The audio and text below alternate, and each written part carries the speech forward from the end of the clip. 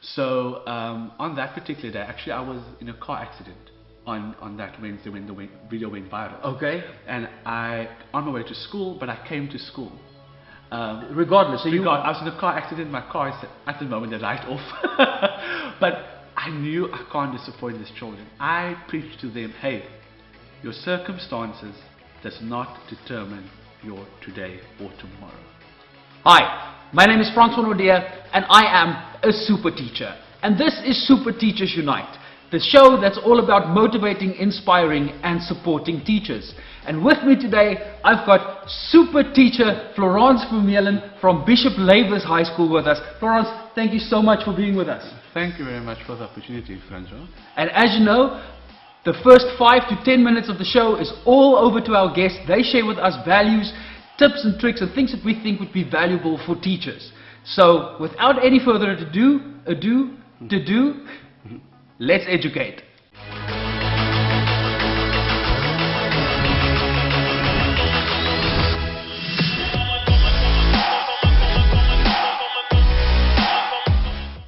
Florance, share with us, what would you reckon would be valuable for teachers watching this show? I think the first idea behind a teacher, or not the first idea, the first purpose of being a teacher, you should understand that it's not just a profession, it's more of a passion. And when you discover the passion of a teacher, you understand the culture that you work with. And I think that is important, especially when you go into a community where there are different culture dynamics. And when you understand the culture of the community, you understand the child, you understand what methods and techniques you have to incorporate within your lesson. With any particular subject, not just creative arts. And when you understand the culture, you adapt some sort of holistic approach.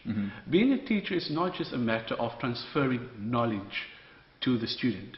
It's more than that. It's more in a way of what value will it create within the child. I have a philosophy before children enter my class to make them realize who they are, why they are here, and what is their purpose when they do enter my class. I just had the amazing opportunity to spend 10 to 15 minutes in this man's class, and I saw the transition from one class into the next, and I must commend you on that. It's something that's really, really special. The way in which you greet the children, everybody stands outside of the classroom, and you have this almost ritual, this almost... Yes. Please tell us more about that. I find that very, very intriguing. So because we live in a country where there's different religion and culture, I stay away of certain perimeters of practicing one religion or one culture. So therefore I had the holistic approach, and I came up with a declaration before they enter my class, because that is the route where I incorporate discipline within my children. Even before they get into the classroom, you establish that. I establish that so that they know we're going to work, we are here for a reason. So basically it is, I am somebody, I was somebody before I came here, and I will leave as a better somebody. I am powerful, I am strong, I am the reason why the teacher is here. And then I have, obviously with social media, you have the hashtag things going. So then I say hashtag enter with pride. Personal responsibility in delivering excellence. So this is not my original quotes. I've gathered all the practitioners in education to incorporate this within my declaration for the children. So it's a ritual, so they know it. And it's something just for them to mentally understand why they are here and what. I think that is important, because when they understand the purpose, they will be able to be productive and produce. That's amazing. That's absolutely amazing. I like this idea almost of a mantra before they get into the classroom, getting their mindset right. Now, I like the idea that you said it's not your unique quote, even though you've created it from, you've assembled it from many different... Yes, correct. And that's what creativity is. Creativity is this, it's intelligence having fun. It's looking at what is available and then rearranging and putting things together within your unique context. So I like this idea where you say, get to know the community, get to know the children, and then this is where the art of teaching comes in, is manipulate or establish or bring things together that's unique for your context, is going to work for your context. And I think that was superbly done.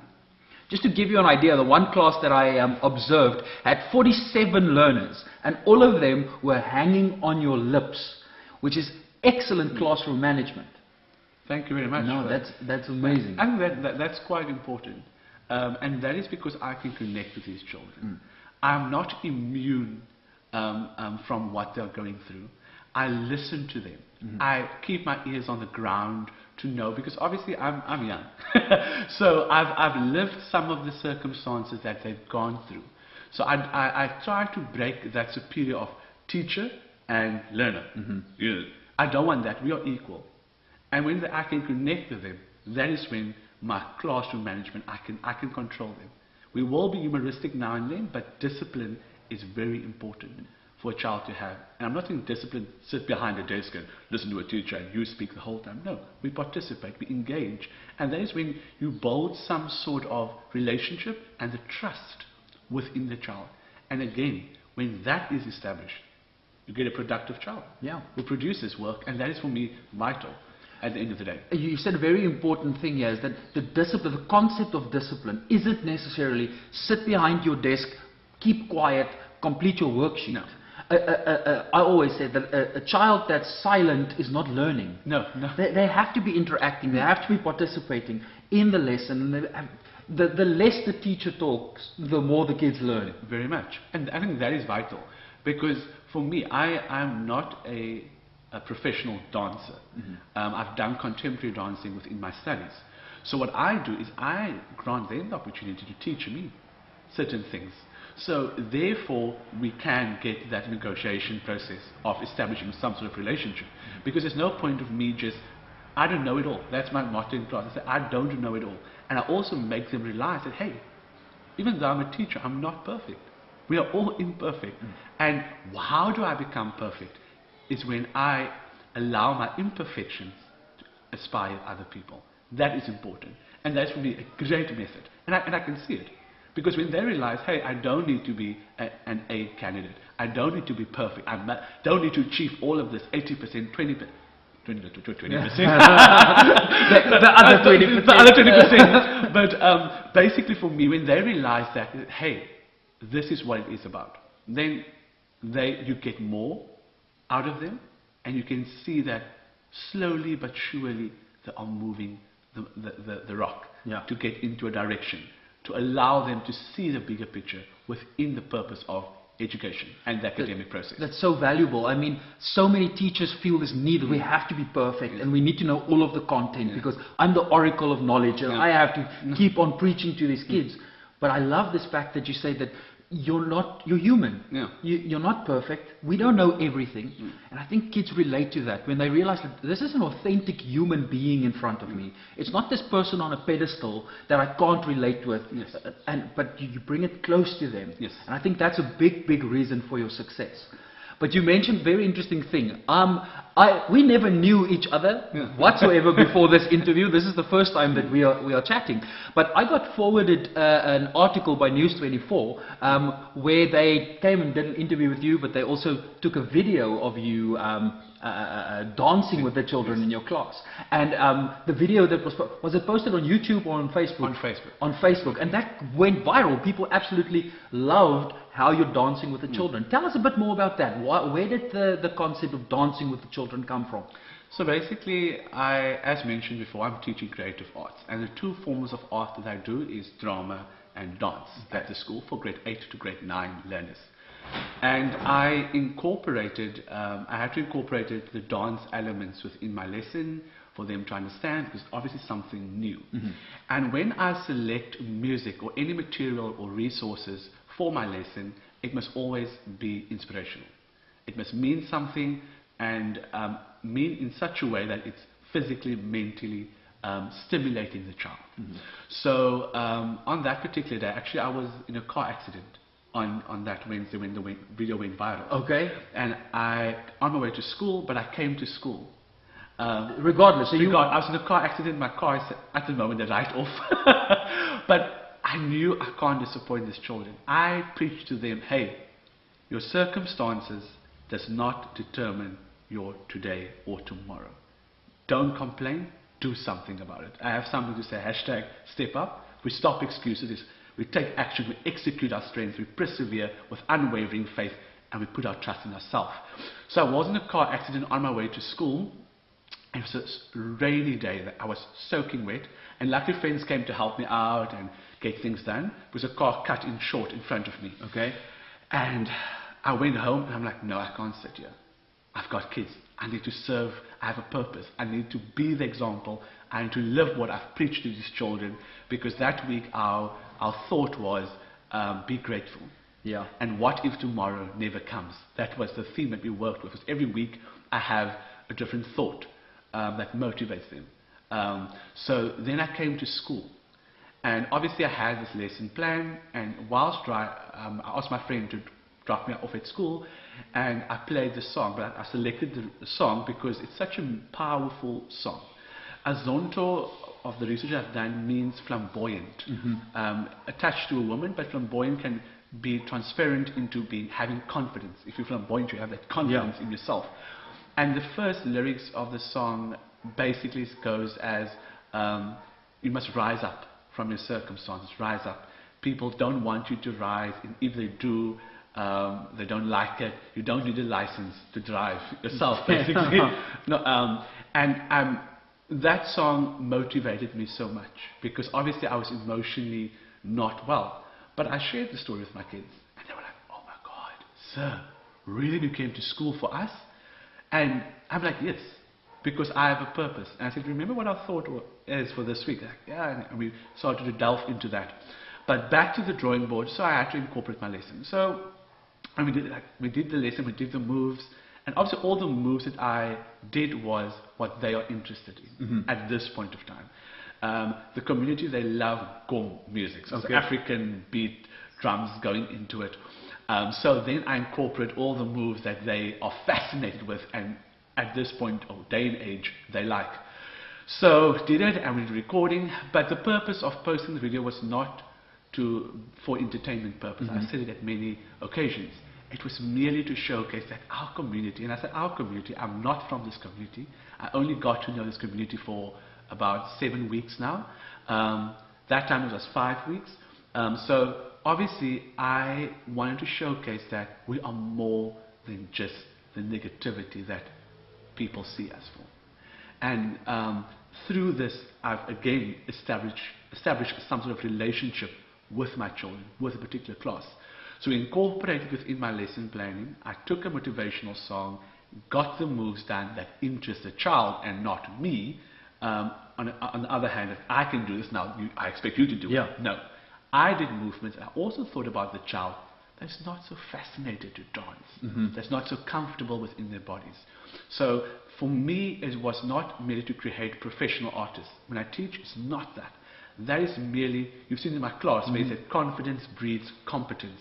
So to be successful, and I say in Afrikaans, I say, not with the crew and the lavish lifestyle. Not bowling, not making it rain. Right, So for me, confidence is accepting yourself, being comfortable within your body, and carry yourself as a strong, mentally individual that can conquer anything despite your circumstances. And what a strong message that is to give our youth. Yes. And I think that's one thing that I typically ask the people that I have these interviews with, is there's a lot of negativity around education and around South Africa in general. I mean, it can serve our community so well when our teachers are positive and when our teachers are optimistic. That gets into the soil of the school and into our communities, and that assists our kids to also be optimistic. Yes, very much, because we, as human beings and as adults, we also go through things that somehow makes us demotivated about our profession. Even though I earlier said I don't want to use the word profession, but within the profession there are also other challenges that you as an educator face. And how else for you, if you are demotivated, you're going to get the child motivated. So for me is, with my lesson, I need to understand the content. It's not about understanding it and transferring knowledge. It's merely getting motivated and excited about it so that I can do that or transfer that emotion and that feeling to the child. And that is important. because then you get results.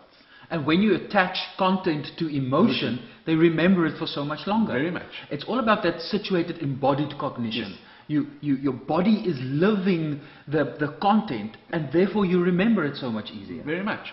And people might say, you always have negative connotation to what you do. You just teach creative arts and you just do this and how. But if you sit down and you incorporate and integrate it with all the other learning areas, in dance, we work with numbers. We work with geometric styles. So maths are also incorporated within that. In drama, language is important. So how do I articulate myself within the different language subjects? So therefore you can integrate certain skills and techniques within your creative arts elements to incorporate within other learning areas. And when a child is confident in themselves and they've established who they are as human beings, because in creative arts it's about self-expression. Yeah. There's nothing, I don't want to say there's nothing wrong, but you can't go wrong in creative arts. But allowing yourself to find yourself in the process of that allows you to excel in other areas. And I use creative arts as a very therapy method for kids to just to express themselves, but to let go of whatever is any tension within their bodies, in their mindset. Because a happy child is a productive child. So when they let go of all the energies within their bodies, whether it's dance or drama, you can assure that in the maths class, that child will function properly. The cognitive thinking is creatively being challenged. So they can think creatively in their language subjects when they have to do essays or any dialogues or have to they're writing transactional writings. So then a child the child's cognitive thinking has been challenged. So creatively they can implement some storytelling within that. So when a child shouldn't have stress, but when they've released all the negative energies within their bodies, they are productive in maths, in science, in all other subjects. And I've seen it. I'm not teaching matrics. But they have study groups in the evenings for matriculants to come and study at school. Then I offered and said, hey, come and do meditation with you. Yeah. Just for 10 minutes before you start. And I obviously go into songs that they like, and I choreograph certain moves that will excite them, and songs that are meaningful. And I can honestly say, they are so much more functional in their studies. They can orientate themselves because their mind are at ease, their body are at ease, and they are just working very well mentally, physically, and emotionally, because that has been stimulated at the end of the day. I like that. There's this holistic approach to mindfulness, physical activity, very much, and then the academics, and bringing all of that together as a holistic individual. And many times teachers and schools forget about this. We are so cognitively involved, and we just want to get the content in and train them for or coach them for the exams, but we forget about that individual and that impact. And I can promise you, what I saw in your classroom, the impact that you are making on those individuals is really going to reach far. But now let's get back to you. Okay. Tell us a bit more about your origin story. How did you become a teacher? What was your decisions to become a teacher? Who are you and where do you come from? Basically, I'm from a small town, community called Kuilmore. Okay. Just outside Stellenbosch. All right. Just after your Hoogtepas, before you get to Franschhoek, you turn to your right. Very small town. So I grew up there, and then after school I went to study drama. Acting, but whilst being in school, primary school, I've always been part in art projects. So I've done some drawing, some painting. I worked with my hands on weekends. In Bali, arts and crafts were my first foot into the door of the art industry. So after school I went to study drama, and which was quite interesting. But back then when you started drama, you said, I want to be rich, I want to be famous. It's going to be an easy way, you just have to smile at the camera and just be there. But whilst in that process, while studying, I've always been took part in community development projects within my community. At the time there was a German couple who sponsored me for my visual arts, And they started an initiative where they also wanted to give back to previously disadvantaged schools within their academic, who excels in academics and etc. So I then offered my service to volunteer on this international program for them while studying. So therefore, it's somehow I generate the passion for teaching, working with people. I don't say teaching, or rather say developing people. Yeah. That is for me important. And then I worked in Bosch University for about 5 years, where I did educational theatre.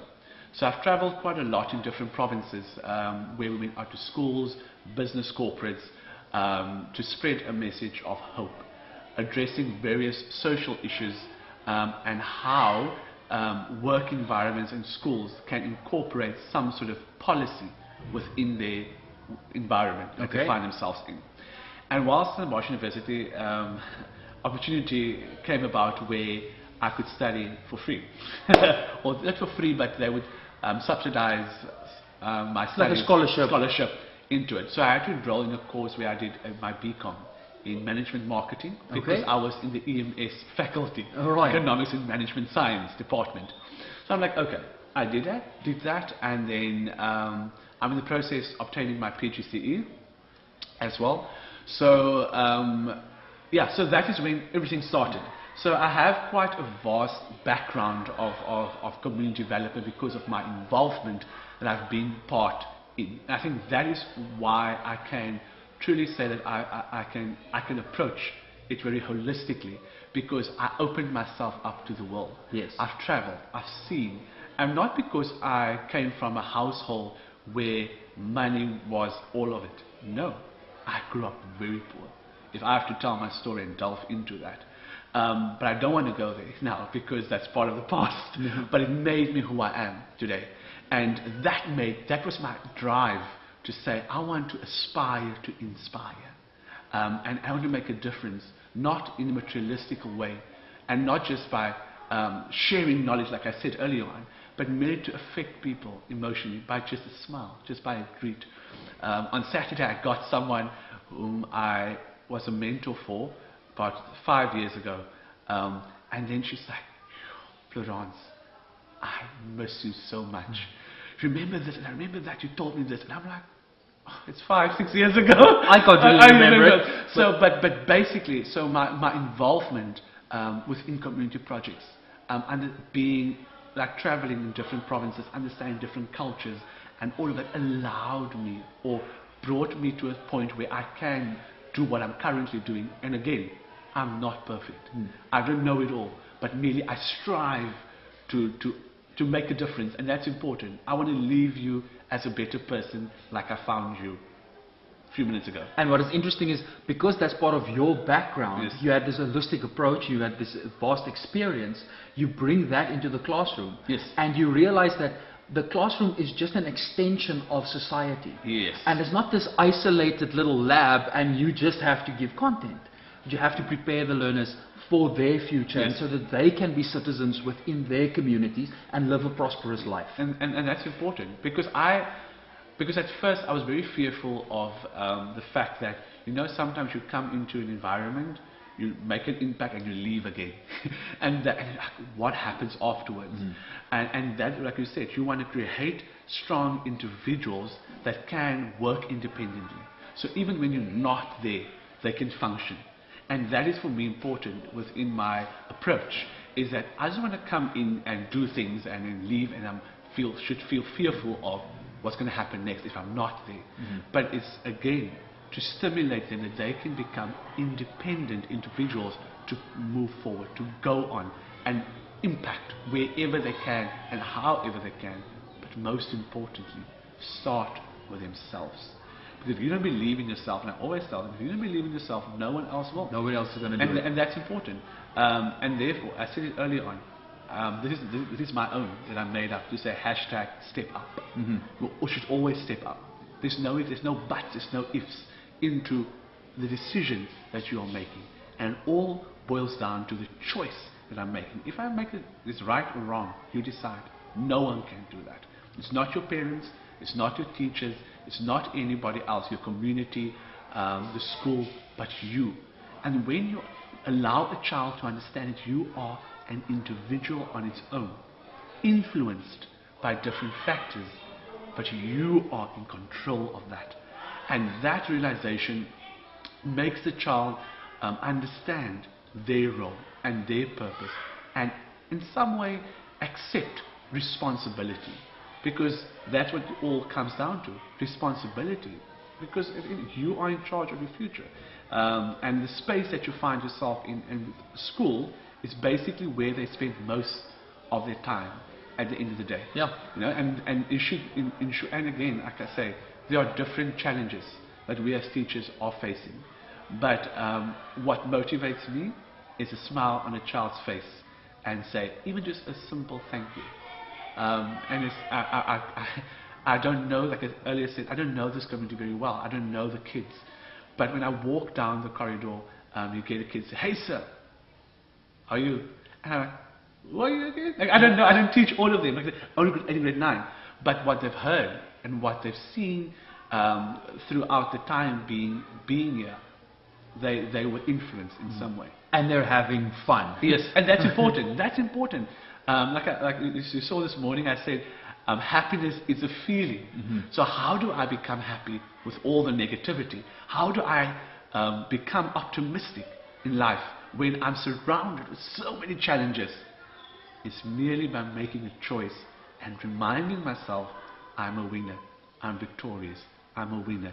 And when you start saying that to yourself, it becomes part of who you are. It goes through your veins in a way where I say to myself, head up high, shoulders broad, and I walk tall. I never show a child that I am demotivated. If I walk down the corridor, head up high, shoulders broad. And this is my mental process. Even if I go to my class, that's important. Because you should, as a teacher, mentally stimulate yourself as well to be able to stand in front of a class of 50, 40, and even more sometimes, I don't know. But that is important. If you are mentally strong, they feed off of that as well. But and balancing that as well, that it's okay that if you've got a down day, yes, that you show them, because yes, that's part of being human. Yes, exactly. But it is that responsibility of the teacher that, and I love this example that you gave, that you being in a car accident, you still came to school, yes, because that's part of the message that we're teaching these kids. So, but I can sit and talk to you like this for the entire day. That would be truly amazing. Okay, well that brings us then to the quick fire round of questions that we do in these interviews. Okay. Now, none of the guests know this section, and they are never prepared for anything of this. So it's your authentic response to this. So it's I enjoy this part of the show so much. Florance, what is your superpower? Should it be a physical thing, or should it... Whatever you deem to be your superpower, what is it? Oh, my superpower? Yeah. Because I'm creative arts, I always have something where I say, Shakespeare. that makes me feel like I'm in charge now. I draw myself towards myself and say, Shakespeare. It's go time. That's go time. It's now go time. Yes, Avengers Assemble. Shakespeare. I love it. We're going to do that for the thumbnail. I'm sure we're going to reshoot the thumbnail part. Excellent. We already alluded to this a little bit, but there's a lot of negativity in education, a lot of challenges. What do you think is the biggest challenge we currently face in education in South Africa? Like I said, I'm not influenced by the challenges. Can I say that? Yeah. I always I find ways and means to work around it. Yes, there are. I'm not immune to those challenges. I know, and we know what it is. I don't want to verbalize it to it, because then I'm going to become despondent and negative. But I've dealt with it. I know what it is. I've gone through the means how to overcome these challenges. And again, Rome wasn't built in one day. So my expectation can't influence the challenges that I'm currently faced by. And I knew when I became a teacher there are certain challenges. So whether I'm going to allow that to control me, or whether I'm going to have an influence to have a positive effect on it. So I don't want to elaborate onto what the challenges are, because it's going to make me again despondent into it. I've really mentally bolstered yourself to say, Shakespeare, get into that. These are the challenges. I know what it is, but what can I do to work around it? And there are, like, I found ways to work around it. You know? And I think there's a lot of value. We'll have to do a follow-up, Yes. and we'll do a whole mindfulness Yes. session about mindfulness for teachers. Yes. But I think your response to this is very unique. Yeah. Teachers often complain. I mean, that's our national sport. Yes. We can moan in the staff room. But I like this approach that you took, that, you know what, we've got challenges, but let's rather focus on what's positive. Yes. And that's my next question. What is that beam of light in education for you? What is the one thing that you think is the positive in education in South Africa?